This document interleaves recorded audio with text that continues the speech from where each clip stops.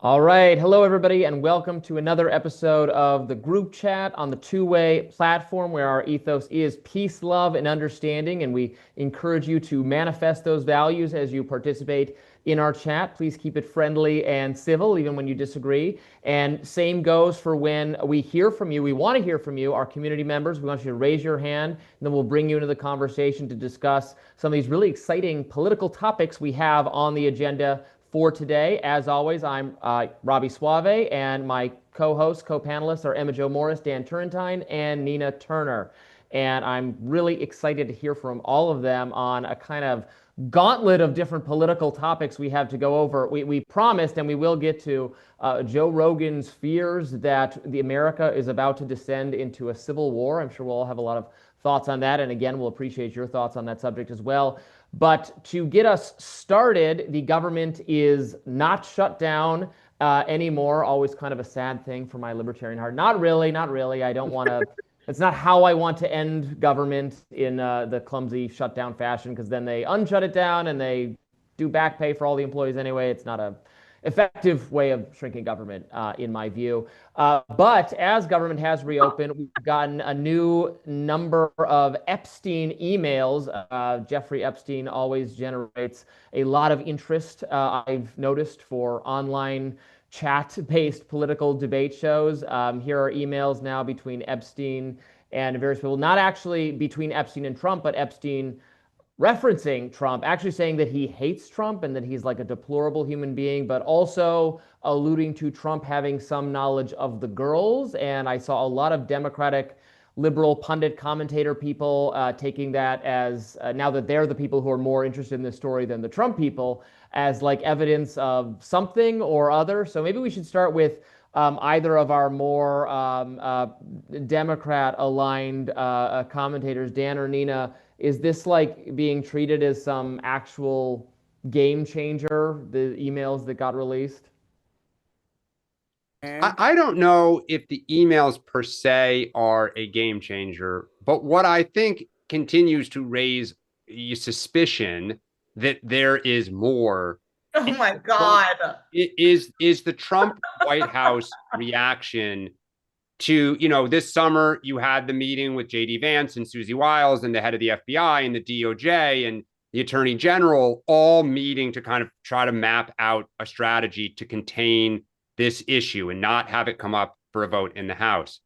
It was reported that they have called in some of the Republicans, I think there's four, that are voting to release the entire file into the White House Situation Room with the head of the FBI, with the Attorney General, trying to bend their arm to not release the files. In my experience, you don't, like, if you're upset, you place a phone call, say, hey, what are you doing? Don't vote for this. The level of urgency and the dramatic steps that they keep taking to prevent a vote, which the Senate's never going to probably touch this. This is kind of like why are you freaking out so badly if there's nothing there? So that's where the emails, you're like, okay, what else is behind the curtain? And it's a problem of their own making. I definitely agree that it's a problem of their own making, but I saw you, Emma Jo, kind of rolling your eyes at that comment. So why don't you butt in here? Just smiling. Um, Yeah, the sun's out today. It's a good day. Yeah. I mean, honestly, I am just smiling because this is like, the Democrats, and I love my Democrats on this call, And you have such a pretty on this smile, group Emma Jo. chat, but the Democrats, general the Democrats, like love like hooking into these like stupid, like stupid attacks on Trump, which they can't help themselves. It's like fascinating, actually. Like they can't help themselves. It doesn't move the ball forward on any particular issue that their constituents care about. And it doesn't move the ball forward on attacking Trump. And this is just the latest iteration of that. Maybe there's more. In the meantime, they just released like tens of thousands of emails. There's like three that mention Trump's name, and you can tell it's just Control F. They just did a Control F Trump, right? And there's like three that mention Trump's name, and all of them like just vindicate Trump. And in one Yeah, case, that's why I would say that they vindicate them. for whatever the claim is that the Democrats are trying to imply it does. There's actually this really interesting observation that Miranda Devine made, and I actually have her column up right now because I was like, whoa, when I read it and I wanted to share it on the show, where Trump soon kicked Epstein out of the club for being a quote creep and poaching his staff, which by the way, that was Virginia Goff. And then so that's Goff, no smoking gun. And she says, when Epstein wrote to Maxwell saying that dog that hasn't barked is Trump, which is one of the emails that was being talked about or whatever, it's likely that he is indeed pointing the finger of suspicion at Trump, but for reporting him to the cops. Yes, Trump. We don't know that. He bounced them out of his club for trying to hit on his employees and club members' daughters. And then they're talking about the dog that hasn't barked.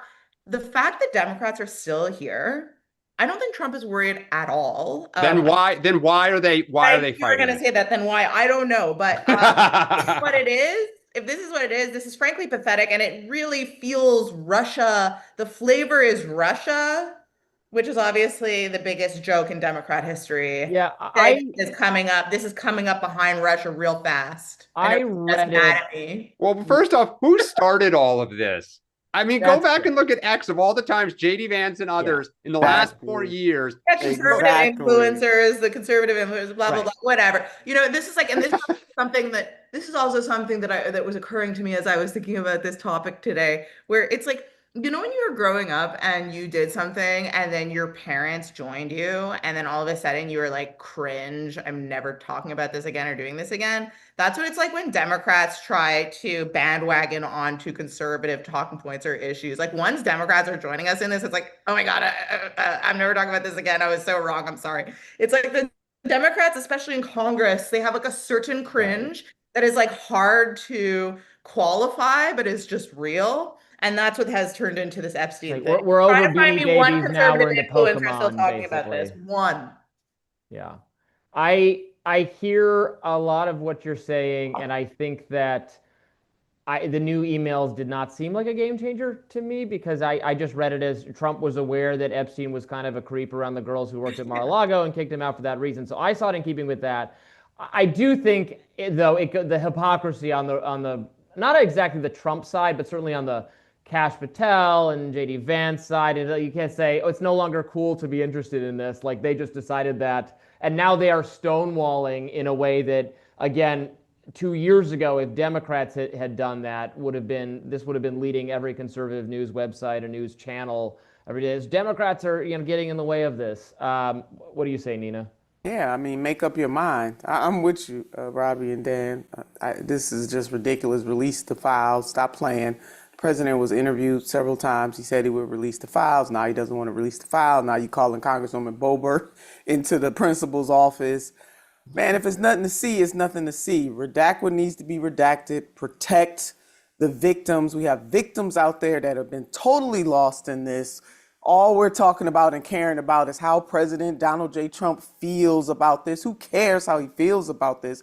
You have girls who are now women who deserve some type of justice.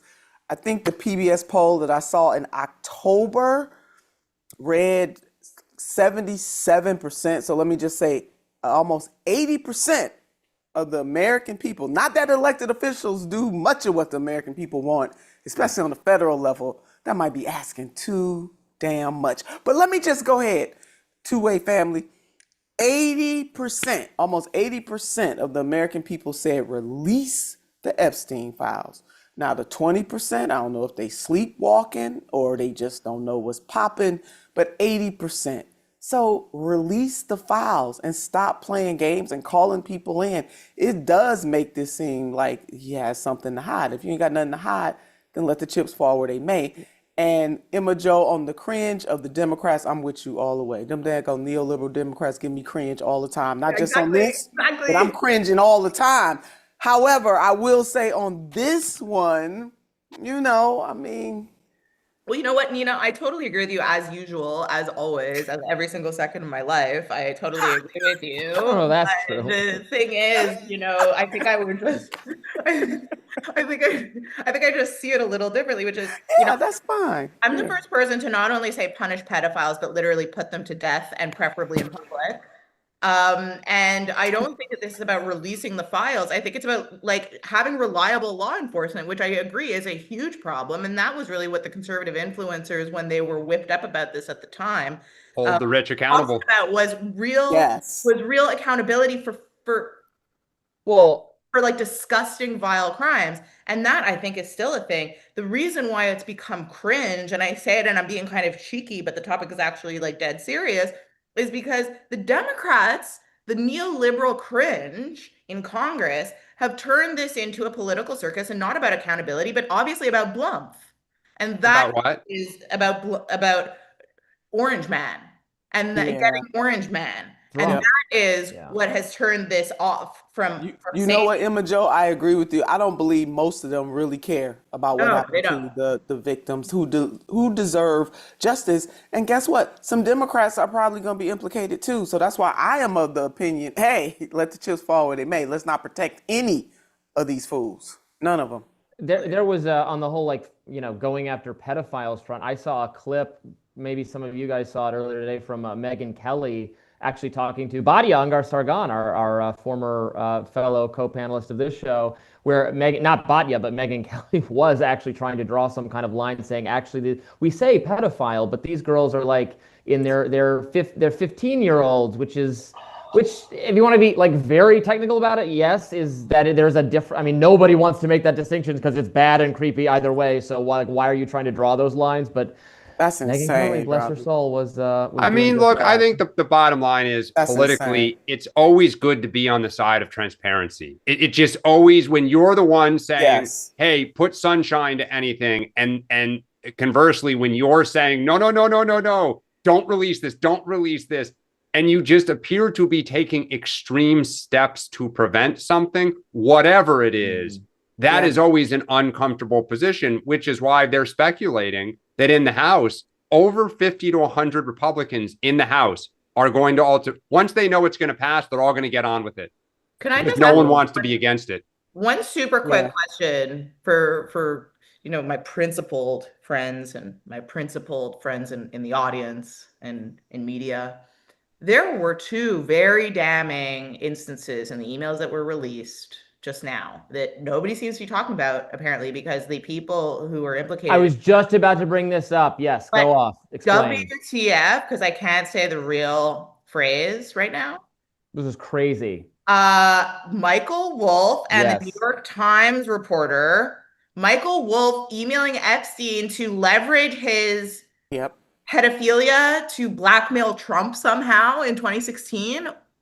What? It was crazy. Crazy. And then the New York Times tipping him off about law enforcement. Whoa. Crazy. Okay. Those two people should be in FBI headquarters. Literally. They should be banished. Yeah, I totally agree, Emma Jo. Worse than banished. People picking and choosing, and it's ridiculous because you're just playing games with these victims. Yeah. And, we shouldn't stand for it. It also fell off my chair when I read that Michael Wolff email.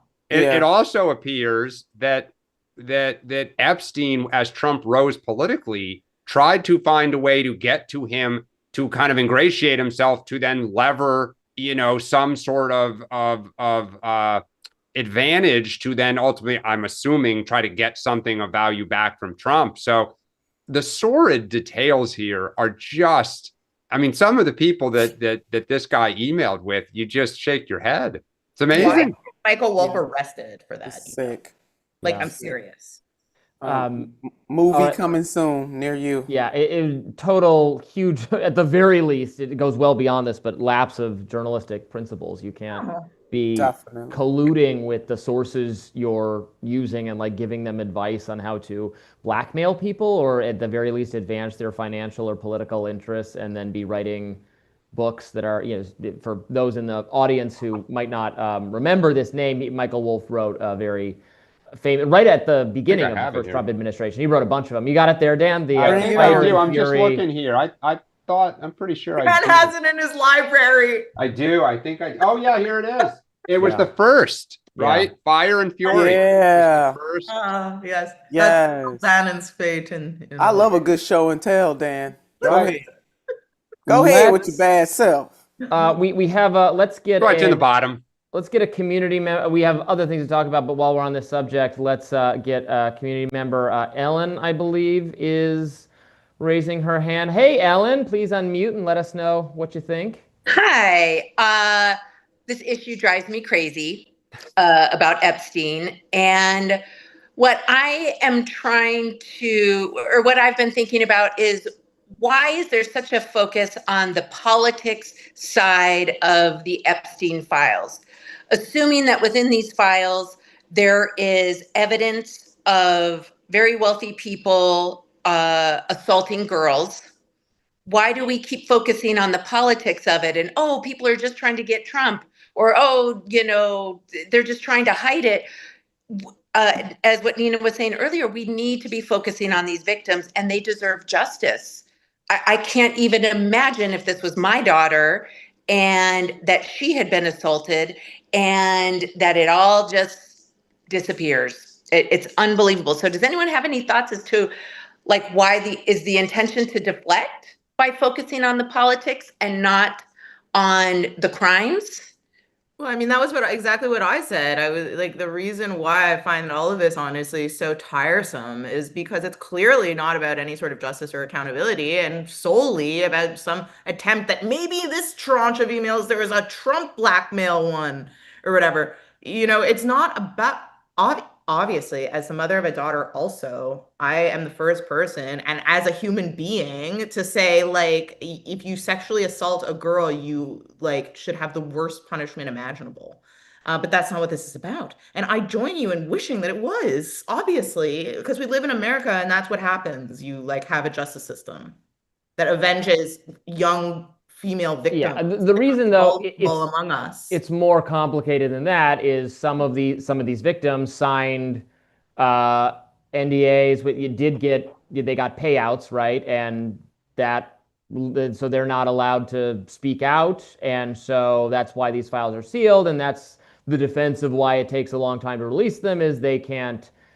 The Congress says they don't want to publicize information that the victims themselves don't want out there, and should we do that without their permission, and so on. Well, and it's so not forth. just only one party doesn't sign those agreements, and it is alleged that a lot of the people on the other side are incredibly wealthy, powerful people who would I'm guessing, deploy all their resources to block or punish someone who would accidentally leak or somehow put something out. So what is if the other side said, sure, release it, then you can release it. To buy their silence, and so they've remained silent. Can I ask a genuine question as a mere commoner who isn't a lawyer or a genius? What role does Congress even have in providing any sort of justice for anybody? Is the process not just to publicize? Congress has this role of acting like they're the Washington Post, just putting things out for the public interest. What does Congress even have to do with seeking justice? Well, because the files were obtained by various investigators and federal investigators. The FBI. The FBI, the Justice Department, investigating it. So they have reports on what happened, and those reports have to redact people whose confidentiality needs to be respected. Well, it provides some justice for girls. Well, the justice would be the sunshine, presumably, on the people who. Well, but hold on a sec. Why did the right jump on this initially? They did because the allegation was that Democrats were the party of the rich, the powerful, and that it was this it was because there was allegedly a pedophile cabal of elites. Yeah, well, I was just going to say that. And that the deep state was in bed with this pedophile of elites, and that the Democrats and Joe Biden. Yeah, wow. It was always and justice. But if you go back them from justice, protecting the elites from justice. That's why MAGA was mad. Okay, so now that the Republicans are in control, I mean, look, to go back to the question, right? We still want pedophiles to be brought to justice. I don't understand how Congress releasing papers does that. Well, because they have protection on speech. A member of Congress can say stuff. You can't come back and just sue them for But does because that put a pedophile in handcuffs and bring him to jail? I think public shaming would be pretty close to it. Public shaming is Emma, not what you're saying is that's already been dealt with. Like the Right. one, like they brought claims against people, and those people paid millions of dollars Settled. to the victims to buy their silence. And so, So then these are not going to be. These conversation matters about are. What are you saying? So then how is justice part of this conversation? Is it not just There will not be prosecutions. There will be exposure of Right. what they did. We're beyond the statute of limitations for this. You can't, I mean, no matter That's how why a lot of disgusting people victims have find this, you said, can't go back and say, release oh, it. 20 years ago, the government made an agreement that if you paid millions of dollars to this person, you wouldn't be prosecuted. And now that we're outraged about that, we can't just undo that, even though they like, that was what happened. So it's that, done. well, that is considered like a consolation or like a, addressing the claim. Like if you're paying $1 million of settlements, which we see this all the time with sexual assault and sexual harassment, you pay the settlement, and that's considered like sort of making amends. If the person's not going to jail, there's something in between walking away with nothing happening and going to jail for the rest of your life. Well, look, clearly that was litigated. Well, and there might be I'm just trying to understand where this is ostensibly about, as Ellen brought up, this is ostensibly what we all care about, is about justice. And I am the first person to care about justice for victims. I'm confused about how Jasmine Crockett and members of Congress are bringing justice to these victims in Congress. Look, there's two different forms of justice, right? There's the literal and there's the figurative. So when something is figurative justice means. Okay, so when something is when a wrong is exposed and somebody is humiliated and their actions that they were hoping to keep secret are made public, to some people, Emma Jo, they would say that is justice. So we exact justice by public humiliation against somebody who apparently has settled with their victim. So why did you guys bang this drum then? Because those settlements happened before you guys started this. Why did you bang the drum? We guys were under the impression that the FBI would bring to literal justice, not figurative justice. Couldn't. It was known there were settlements. There was known that there was settlements. It did not stop JD Vance and everyone, Kash Patel, from having podcasts on this. Because it's red meat. It's exactly why you did it. What the Epstein files, what I was under the impression of, which I'm pretty sure most people are, unless I'm like in a vortex somewhere completely out of it. What I was under the impression of was that these secret classified Epstein documents were going to have real, oh my God, sweetness. That we were going to find there was going to be some sort of revelation of new perpetrators that were previously unknown because they were being protected by some sort of shadowy group in the government because they were associated maybe with some other shadowy groups in the government. That was the impression. Well, and if that's that impression that's was unresolved.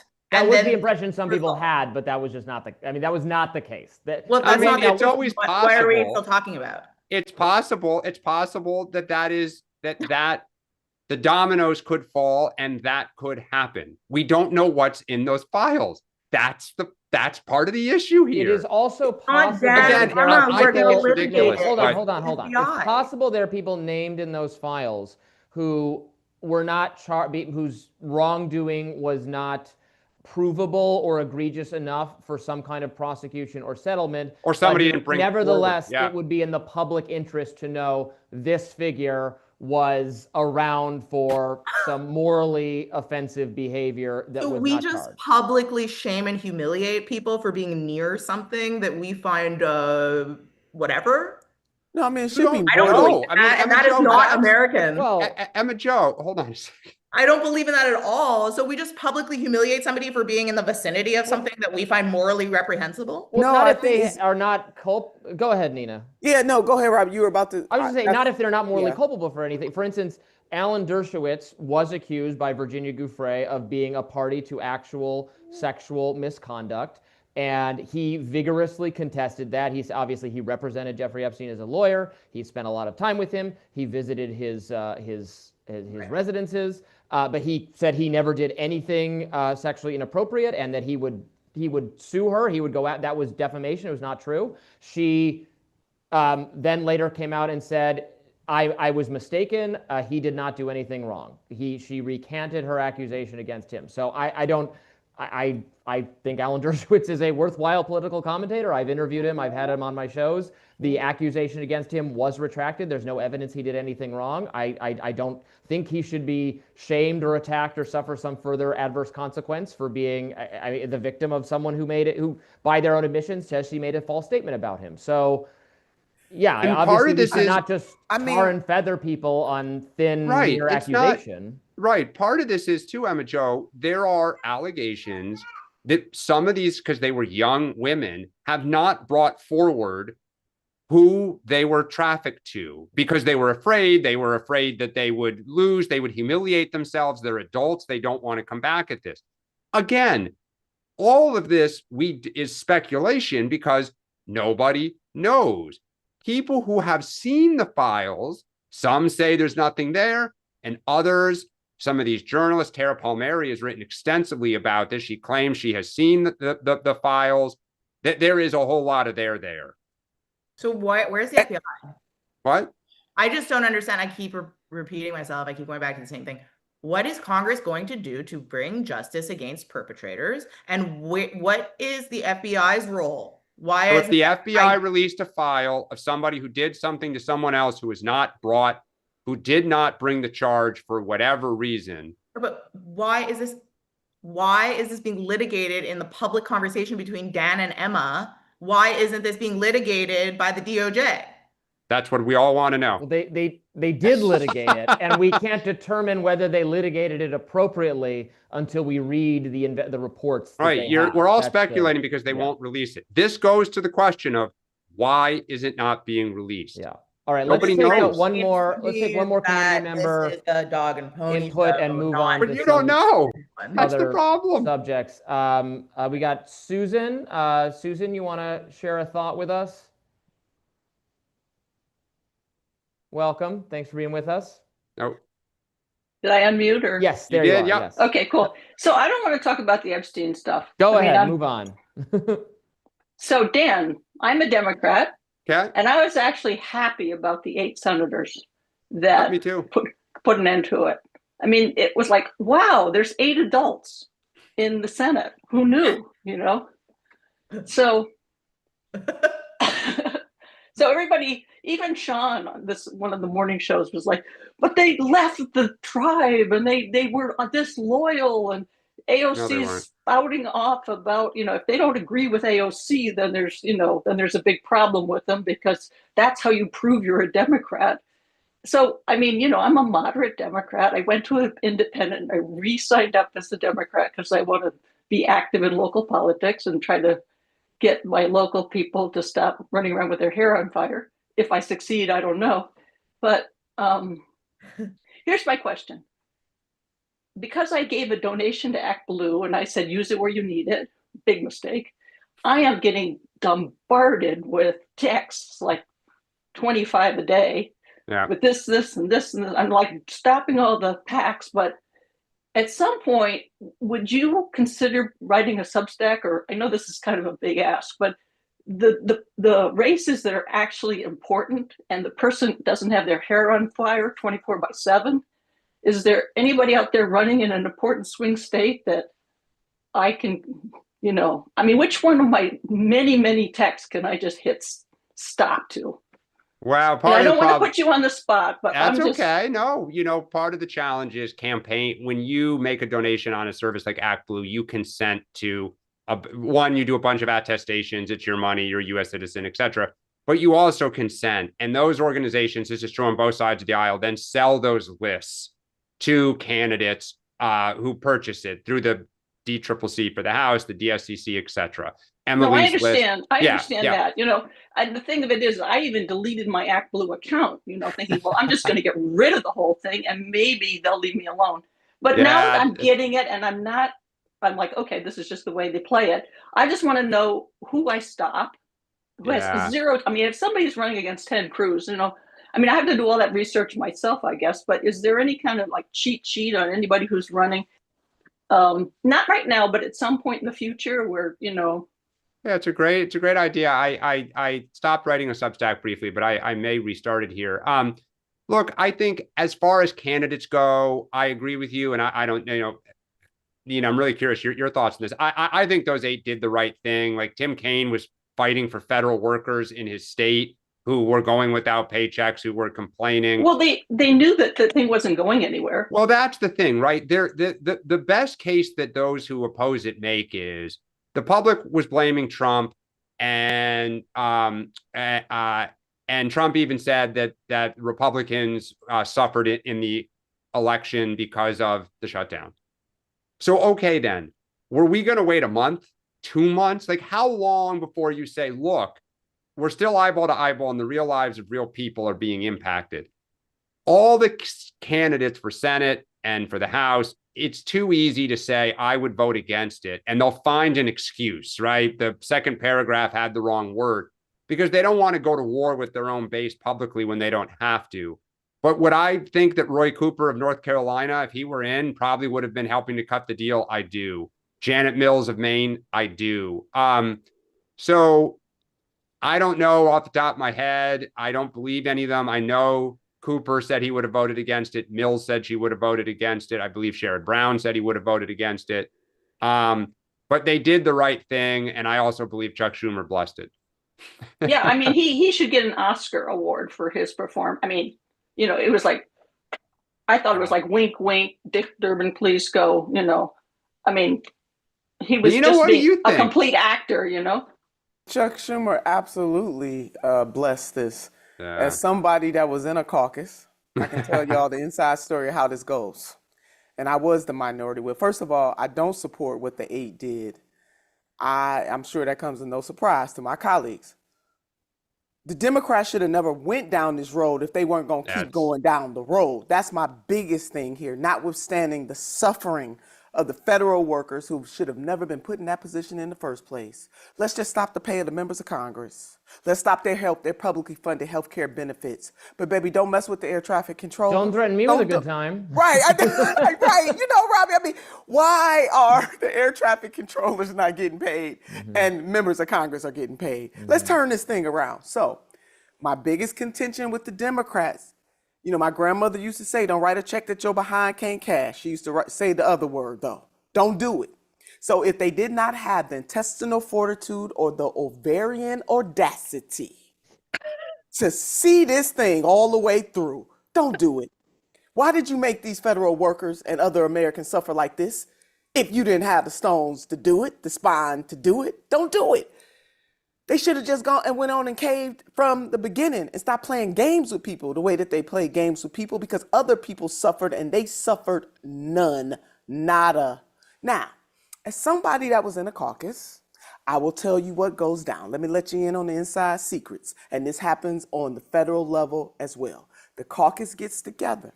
The leader or the whip, so I was minority whip, but the leader, assistant leader, we all up in this room together. Here's the vote. If there's a vote of consequence that has a lot of politics behind it, Senator Turner, how you voting? Senator Kearney, how you voting? Senator Cafaro, how you vote? All right. Now, this is what we need to happen. We need 4 of y'all to vote this way. And we need the rest of y'all to vote this way. Baby, let me tell you something. No elected official walks on the floor of the legislature or the Congress without knowing how it's going down. And also, Leader Hakeem Jeffries knew how it was going down too, because you know what also happens? You call your counterpart in the other chamber and say, this is how this is rocking and rolling. When there are bills of consequence, when there are issues of consequence, people already know. And then you got to ask yourself, why only 8? Why not 9? Why not 10? Why not 11? Why not 12? Isn't that funny? It was exactly enough. Robbie, it's just so funny how random that is. Robbie, ain't that funny how that worked out, Robbie? Wow, it's just a crazy coincidence. You, Durbin, you, and then leader, Senator Chuck Schumer gets to stand up as if he is powerless. Baby, he whips votes all the time. This was agreed upon. So my biggest contention and the contention of the majority of the Democrats, no matter how they roll on the spectrum, I know people have different opinions, but voters and everyday citizens are disappointed because I'm gonna put you through this. It's like if you owe somebody some money and they say they're gonna beat you up. Now you can't beat me up and get the money too. Either you're gonna wait until I give you the money or you're gonna beat me up. But you ain't gonna beat me up and then get the money. And that's what went down. Democrats showed how feckless and weak they really are, and they put the federal workers and other Americans through hell and got absolutely nothing. I mean, had they gotten something, I might not be as calm as I am right now. But they got absolutely. I mean, they got zero. To be fair, there has been some, even as Democrats tremendously frustrated with their leadership, I have been hearing more Republican-based frustration with a lack of prioritization on affordability from the administration, perhaps. Trump's gotten some pushback recently on a couple different things. He fought with Laura Ingraham over the H-1B visas on Fox News. That's something Emma Jo and I disagree on. But he also, there was the tariff checks he was going to write for $2,000. And then there was the 50-year mortgage. Actually, raise your hand if you think a 50-year mortgage is a good idea. I don't think, is there a soul in the country who thinks that would be a good plan for people to pay off a house, Robby, take it longer, and then have to pay interest? This is just like a trap. You'd be. Well, this is the one place that I actually. Great grandmother's there is a soul. mortgage is going to be like a Lord family. Yeah. The one place I would say, and this goes to your point where Nina, I would disagree with you, is, and again, I agree with you, they should not have gone down this road. But they have raised the issue of healthcare to where it is now going to dominate the conversation or be one of the dominant parts of the conversation. But Dan, but this is not the first time. It was dominant in 2016 when my senator, Senator Bernard Sanders, put it straight up in the face of the American people. Then you had senators faking and signing on the Medicare for All so that they can run on it in 2020, had no intentions of doing a daggone thing. So you are absolutely right, Dan. It has raised the issue, but to what? For what? This is where the conversation is going to get interesting, because the ask of the party right now is some extension of what is currently there, even though that system needs to be changed. But we are more trusted on proposing change. We have more serious proposals. The other side, though, is totally split. Right? You have Trump saying we're going to have Trump care, which if I were the Democrat advising, I'd be like, call it Trump care. Everywhere you go now, where's Trump care? Where's Trump care? Right? Because there isn't anything really there. So you're right, Nina. I think in 28, there's going to be a huge issue. Is it going to be Medicare for all? There's the reform and then there's the replace crowd. And that fight is going to happen in, I think, both parties. Yeah, I agree with you. I mean, we should have always had some form of universal health care in this country. We're the only industrialized nation that doesn't. I know Emma Jo is not perfect and no system is perfect. I mean, even the system even this system is not perfect as it exists right now. So I had to get that out before you tell me. But this system is not perfect either. We pay more and we have worse health outcomes. So something has to give. But Dan, I'm with you. It is going to be an animating issue. But to what point? I want people to do something. I don't want them to keep animating the whole time. We need these elected leaders to really do something. And people really are suffering. And when I think about suffering, I'm not making this red or blue. Yeah, it's bipartisan. Yeah. And no one wants to defend the status quo. I mean, that's the thing too, right? You don't want to be like, I'm for health insurers. They're great. Like, right. Emma Jo, what do you think of this issue? I mean, I have I don't know, maybe I have a demon opinion about it, but I thank God I pay so much money for insurance every month. Yeah. I know that I'm going to get killed. I know it, but I'm so grateful to have it. And I'm so grateful for all of my facilities that look expensive because they are expensive. And I value that. You could have eaten off the floor where my daughter was delivered and yes, thank you, as opposed to the General Hospital in Montreal, which is absolutely repulsive, and you're there and you're scared you're going to get an infection by the time you're out.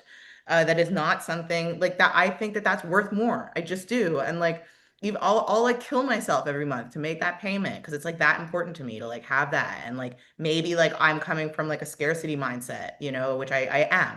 I know that I am, and I know that that is my background.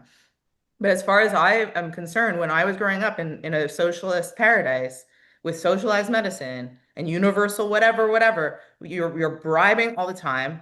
You're bribing all the time. There is absolutely a difference between the service that is given between the rich and the poor. The difference is, though, that you, if you're rich, you get to go into this disgusting hole of a hospital faster. And if you're poor, you get to go to the disgusting hole later. And you hope that you don't die while you wait. So that was how I grew up. And that's a small country. That's a country of a total population of California. That is a country that has fairly good, I mean, whatever, relative to the United States, better general health. Um, People will, I think, lazily say that it's because of preventative care that you know, you can go to the doctor for free. I do not think that that's the sole reason. I think that a major reason is that Canada has a huge culture of outdoors sports. Everybody in Canada basically engages in outdoor sports, rich and poor. It's a huge part of the lifestyle, much more than here. People are much more active. They're much healthier generally day to day. The food is much better day to day. I think that all of those things have a much bigger weight in the health of the people than the preventative, quote unquote, healthcare that you have, which means sitting in a doctor's office for 9 hours. So, you know, I don't know. I mean, yeah, like I actually like, I'm like, absolutely love, I love my insurer. I'm so grateful for my insurer. I walk into the doctor for anything I need. I pay like $25 or something. Yes, I pay a lot month to month, but I also have like, I don't know, like I have 3 people on that insurance. Like I get it. I don't know. I'm much more sympathetic to like all of this, and I'm much more sympathetic to the industry, much more sensitive to everything that goes into this because I grew up in a place where I said, you do not, like for all of the whatever, you do not have more access necessarily if you have cancer in Canada to what you need to survive than you do in America being lower middle class or middle class. You just don't. And I'm serious. Like if you get into the hospital for your first appointment with a cancer diagnosis, straight up stage 4 cancer, you are lucky if you get that in 6 months. It's really more like a year. And by the way, you're also lucky if they have the machine in your province or in the country that you need to treat. I feel like we've talked about healthcare well said, Emma. Just like exhaustively in our last my two theory. shows, and I'm sick of talking about it, so I'm going to shift topics. Let's play that Joe Rogan sought and address the comments he made. Can we play that? After the Charlie Kirk thing, I'm like, oh, we might be like 7. This might be like step 7 on the way to a bona fide civil war. As soon as you start like regular people celebrating somebody getting murdered in front of their wife and kid on television in front of the whole world, as soon as you celebrate that, like, man, you're in dark territory. You're in dark territory.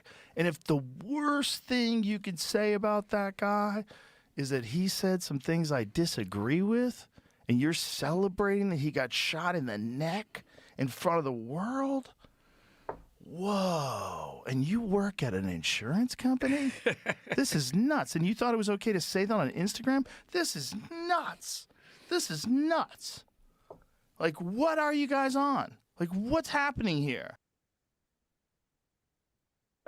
So that is a sentiment I see from a lot of people on the right now, that the Charlie Kirk assassination really was a dividing line in terms of political rhetoric and what we're witnessing. You know, I always try to white pill people, push people back from the edge, point out there isn't like so far a ton of political violence, and that's a good thing. But you know, it only takes 1 or 2 or 3 incidences to start saying, oh, that the chart of how much politically motivated killing we have is going up. I also don't think there's going to be a civil war in terms of like what militia groups fighting the federal government. That's not going to take place, but it is a sentiment I see expressed all the time, and I don't know what solutions there are to like turn down heated rhetoric or make people feel like this problem isn't getting worse. I don't know if anybody has thoughts or ideas on that. Yeah, I like Joe Rogan. You know, far be it for me to say I think he's pretty off base. I think there's a difference between X and social media and the real world. And I think one of the problems in today's environment with both sides is you look for examples of the extreme to say that represents the majority, right? The majority of Democrats and Americans didn't know who Charlie Kirk was.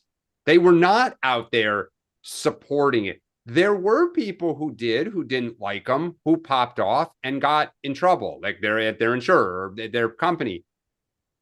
But the idea that most of the Democratic Party was cheerleading his death, that violence is somehow becoming even more extreme.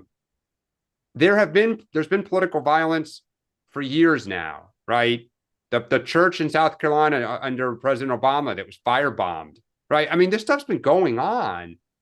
I just think social media highlights it. The tribes jump on it. Whoever side it is, points at the other. I think for the silent majority of this country, it's not a civil war. It's what are you doing to help my life today? Costs, inflation, a job, education. I don't think they look at it that way. Yeah, I so agree. I think a civil war talk is a bourgeois conversation and a bourgeois issue. First of all, real people who are like unplugged from like the like X-verse I don't think about that at all. And they do think about just like day-to-day issues that matter to like their family. And second of all, let's pretend that were real, which I don't think it is. Who's like fighting in a what?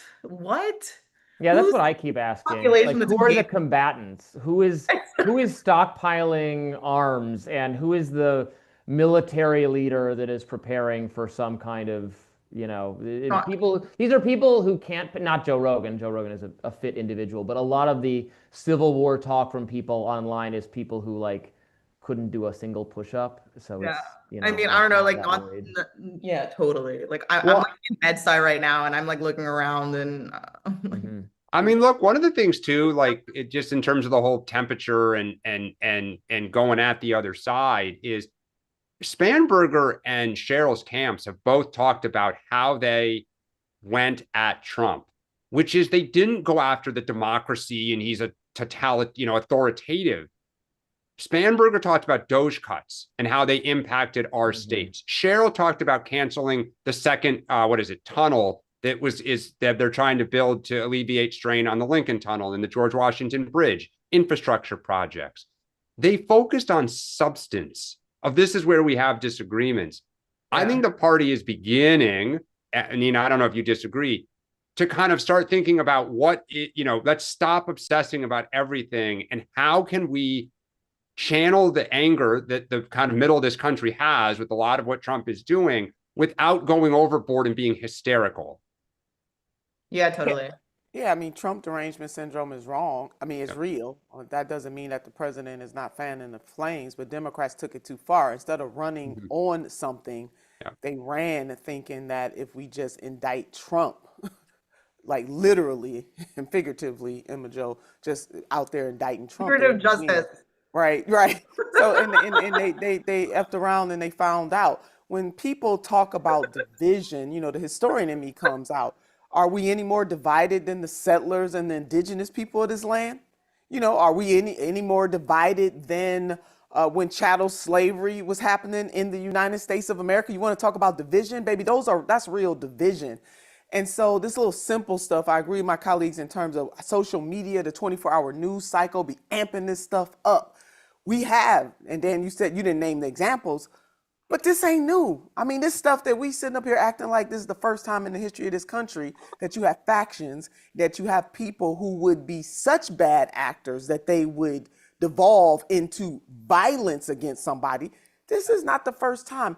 I think really the divide and politicians who don't care, because I am going to say there are some who truly, truly do care. But for the ones that this is just a game for them, they love this divisive talk. This feeds the beast. This feeds the machine. I personally believe the biggest divide that we have in this country is an empathy divide. That's the divide. that we call ourselves a Christian nation, by and large, different religions, people with no religion, I get it, but yet we don't comport ourselves in that way to show empathy one for another. That is the biggest divide in this country, and people all over this country are hurting because politicians want to play games with their lives and then make us seem like we're at each other's throats when it really is them. They are the problem.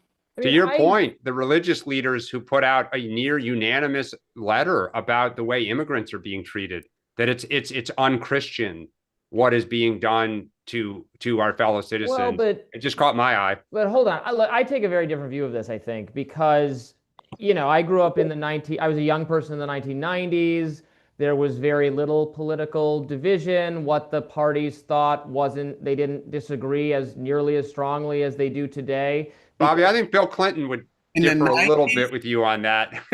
Well, it was disagree. I mean, it seemed, but no, doesn't it seem like We didn't totally have the cycle. trivial what like the major political battle of the Clinton eras was over like his personal sexual conduct? It was not over this like vast clash of ideas for how we should live, which now does represent a stark difference. That you just brought up immigration. I mean, I don't even agree with it necessarily, but there is a huge contingent of people representing the MAGA movement who want an immigration policy that is, you know, so night and day different from what Democrats want. That's true on a lot of cultural issues. It's true on so many things. The gulf between what the parties represent actually, I think, has gotten wider. And because my view is because the federal government is much more powerful than it used to be, the stakes are higher, right? Whether we are going to be run by a Trump or a Harris is, in my view, frankly, a much starker difference than whether you're going to be run by you know, Bill Clinton or English, the contract with America, the Republican. I can't even think of who the Dole, right? Like that seems like very low stakes compared to whether the entire country will submit to a MAGA immigration agenda or Democrats. Yeah, but I don't know, Robby, because every in my experience, every 4-8 years, it is this, when Obama went to do healthcare, it was becoming a communist socialist country. It was destroyed. Right. I mean, frankly, he was un-American. He was not a legitimate president. I mean, Bill Clinton, they absolutely tried to savage him. Hello. Right. I mean, a lot of his ideas, the crime bill was considered the federal government taking over local police. Like the hysteria movement, the hysteria industrial complex has been going since the late 80s. Just has.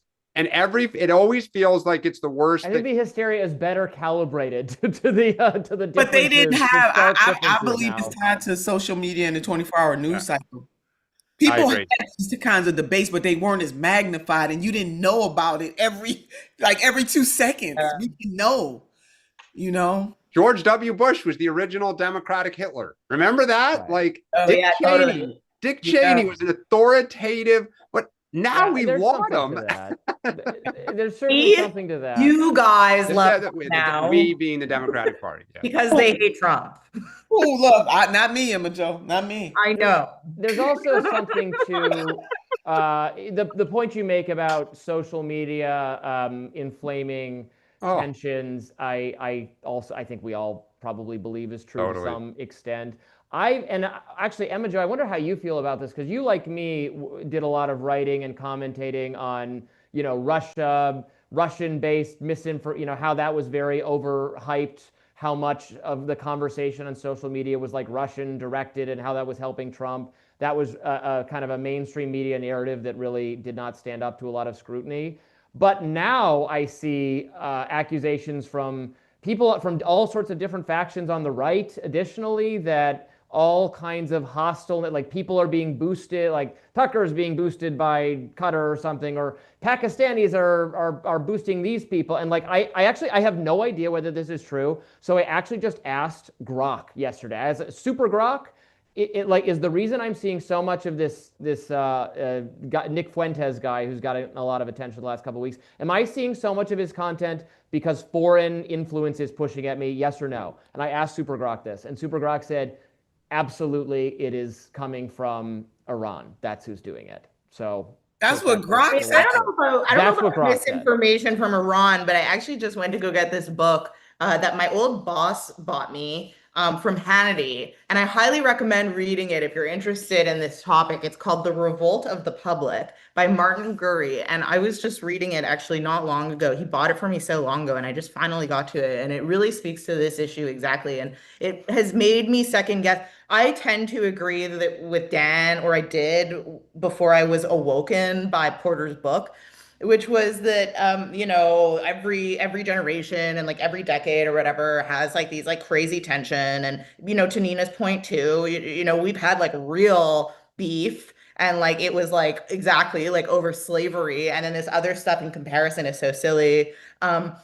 But this book makes a really smart point that changed my perspective on this, and I'd love to share it with the group and the audience, which was the thing about the internet and like Twitter and like that, like the availability of information and news that we have at this rate. It's even more than cable, it's even more than the 24-hour news cycle. It's like times 10, times 100, times 1,000, is that there's so much information that we cannot agree on any set of facts, because there's so much information that anything you say will be omitting certain facts no matter in which direction you're saying it. There's always something that Nina can raise or that Dan can raise, that they saw, that Robby saw, that I'm omitting, that makes me not understand the issue properly. So the sheer volume of information that is available does the opposite of making us more informed. It actually makes us less informed, in the sense that we cannot grasp it all, and therefore cannot form a coherent point that we all agree on. I mean, shows like this attempt to bridge that, but most people aren't on the group chat. So Shame on them, Mama Jo. yeah, yet. But this issue is really fraying at our social fabric, because if we can't agree on reality, like that's something that we've never encountered before, even in the Civil War. Not to compare this time to the Civil War, obviously, but just on one point, they could agree on the terms of what they were mad at each other about. We can't even do that. Well, it goes to the alternative facts, whole thing. Right. The tribal corners. Like, I love to look at Fox and, Breitbart and everything, and then MSNBC and the New York Times. And it is amazing how the same one topic is night and day on the two websites, or the two ecosystems, depending on who would benefit from, the issue. And just even on that issue, what they report is night and day. One side will completely not mention everything that the other side is talking about. And again, this is not just the R's. The D's selectively edit and report too. And therefore, to normal people, you're like, WTF? Like, what is an agreed upon issue? Well, so that's it. So I don't think that we're going and like picking up, like I'm not picking up like a freaking pitchfork because like me and Dan don't agree, or we have a drink. Don't agree. Next week maybe I'll bring the pitchfork or the torch to dinner, but but it is like a sort of like an info war. Yeah. Yeah, but I'm gonna always hesitate. Yeah, I got it. Endorse the idea that, because I'm a big free speech believer, like what becomes the ramification of that? That we need more moderation, is what we call it on social media, more censorship, more broadly. Who are the relevant authorities who should be deciding what are the bounds of these conversations? Then I start to get really worried. Right. Then we'll have kind of speech policing. If it really is the case that more access to information or more information being available is bad, I think it leads you to some pretty worrisome conclusions that frankly, then we are not equipped to deal with at all, because we have the First Amendment and we have a really, I mean, the right has taken the position that even the kind of like moderation of views you could do on social media, that was a bad thing, and they should generally avoid doing that. So I don't know where that leaves us, but I think it more, Robby, not so much as taking away. Obviously, we want people to be able to write and have the First Amendment and speech and all that. As much as I took from what Emma Jo was saying, is that the human brain is being bombarded so much at all times, this stimulation, that it's hard to kind of compute and capture, because it's too much coming at us at once. And not that anybody should not be able to say those things, but it's just a lot to absorb as human beings. I think it would all benefit us to turn off our smartphones, our access to social media periodically. Don't take it, when you're done working, set it aside, leave it out of the bathroom, bedroom, leave it away from the dinner table, interact with human beings, your friends and family. Yeah, do that kind of thing. And in fact, I saw today that Twitter is now, I threw a fit about this afternoon. I kicked over a chair in blind fury. I know people probably watching Robby. don't think I'm an angry person, but No. X added some kind of authentication to get to your your messages. You have to put in a code. I am sick of codes and two-factor and getting an authenticator app, and I have to do an email, and I need a new password, and it's not good. And I can't remember new passwords or passcodes or numbers. I'm done. I'm gone. These security measures are getting insane and anti-human, and I don't care if they're necessary for security. I'm sending you a poster that says "Get off my lawn." Yeah. I don't know how we can be expected to remember this many passwords. I work for a company that makes me change it every like 2 months, and then now I have to write them down literally on a notebook, which can't be. Man's a 35-year-old curmudgeon. Yes. I don't know. I don't know how more people are not up in arms. Just hand the Russians your info now. Just get it over with. Take you don't have it. to change anything. I'm tired of arguing with AI. When I say I want to talk to a human. Yes. You think you're talking to a human, and then you find out it's not. Oh my God! I'm telling you, Robby. I think I can help you with that, I'm gonna choke out the AI. They're gonna get choked out. Listen, I want a human. And then tell me more about that problem, Nina. What did you say, Robby? Could you tell me more about your problem, Nina? Oh, I think I could help you with that. Yeah, it's no good. I want a human. No good. All right, we got to leave it there. Another terrific episode of the group chat. Thank you so much for joining us. We appreciate it as always. Our community members and their thoughts, their questions, their concerns. We will be back next week. All four of us will be back next week. And we can't wait to see you then. See you later. Take care.